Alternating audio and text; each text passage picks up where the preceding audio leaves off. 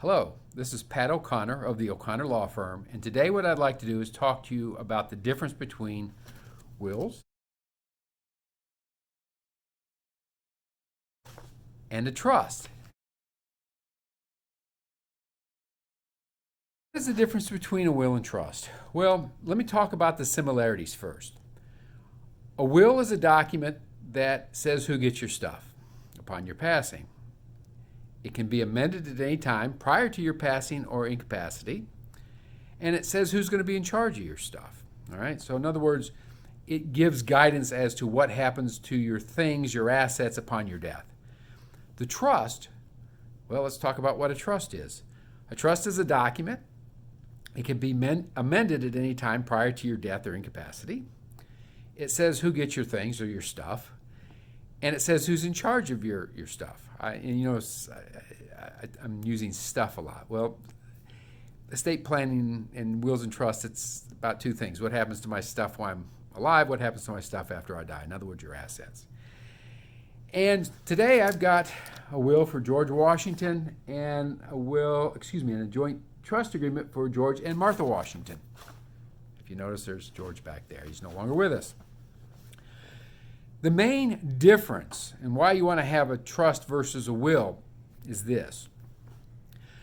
With a will, what we have to do is we have to do this thing called probate, which is where the courts, after you die, take control of your assets and then administer those assets over a period of time. Sometimes it takes 6 months, 7, 8, 9, 10, 12 months or longer.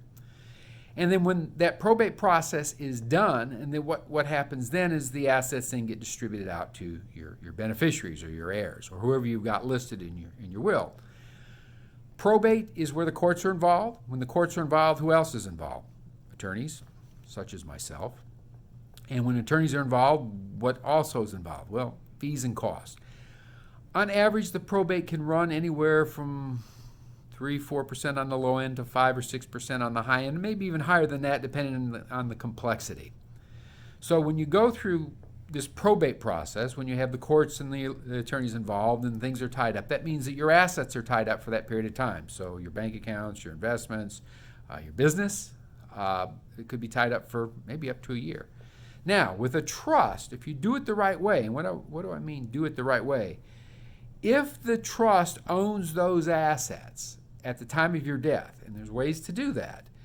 You can either designate the ownership while you're alive, saying, well, my trust, George and Martha Washington's trust, is the owner of a bank account. Or you designate the trust as a beneficiary, like on a life insurance policy or an investment account or an annuity or whatever. Then those assets go into that trust at that moment. And when those assets go into that trust and you've passed away, we don't have to go to court and open that probate. We don't have to go and hire the attorneys to file the paperwork for that probate. We don't have to wait on the courts 6, 7, 8, 9, 10, 12 months to decide when those assets are going to be paid out of that probate. So we save money. We save time in that as soon as you pass away, in the trust, you designate somebody to take your place. And that person is called a trustee or successor trustee. That successor trustee, the day that you pass away, can immediately go in there. Whatever assets are in that trust, he or she can start managing those assets. For example, if you had your business in your trust, they can vote the shares. They can access the bank accounts. They can run the business if that's what they need to do. So the business doesn't lose any momentum. And then because you're not going through probate, you're saving the 3, 4, 5, 6% of the probate cost. And here's another big reason why I happen to prefer trust. And trust can be used for anybody. I mean, I have people say, oh, that's somebody trust is what the Rockefellers or the Bill Gateses of the world have. Well, no, not really. If you've got a business or a bank account or other assets, the trust is probably the way to go because going through probate again is costly. But here's something a lot of people miss out on. When you go through probate, what is that? Well, you're going to court, and when you go to court, what does that mean? Well, it means you're filing things in the public record. All right? So with the will and the probate process, you're making things available in the public record that anybody can go down and take a look at. Because the trust doesn't go through the probate process. It's a private thing. And a lot of my clients like that. And we don't have to file, for example, the trust in the public records. We don't have to file the trust with the probate court, which means that people can't see what's in the trust. People can't see who's getting what and what their names are. So the privacy thing, especially these days, is a big concern with regards to my clients, and that's another reason for doing the trust.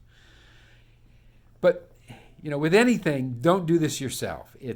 There's a few things that you have to do, and you want to make sure you do it the right way. I find that when people set these things up by themselves, they don't follow through and do the next things, which is making sure that things get into the trust and do the right way of designating beneficiaries or transferring the assets into the trust, and then they basically, when they pass away, they're still having to do the probate process. So don't do it yourself. Get professional help. We here at O'Connor Law Firm would be glad to assist you and show you the right way. Again, thank you for your time this morning. My name is Pat O'Connor. I can be reached at 727-539-6800. That's 727-539-6800. My email, Pat, that's my name, Pat, P-A-T, at yourpersonalattorney.com. And that's spelled out Y-O-U-R, personal, P-E-R-S-O-N-A-L, attorney, A-T-T-O-R-N-E-Y.com. Again, that's Pat at yourpersonalattorney.com. Thanks for listening, and have a nice day. Bye.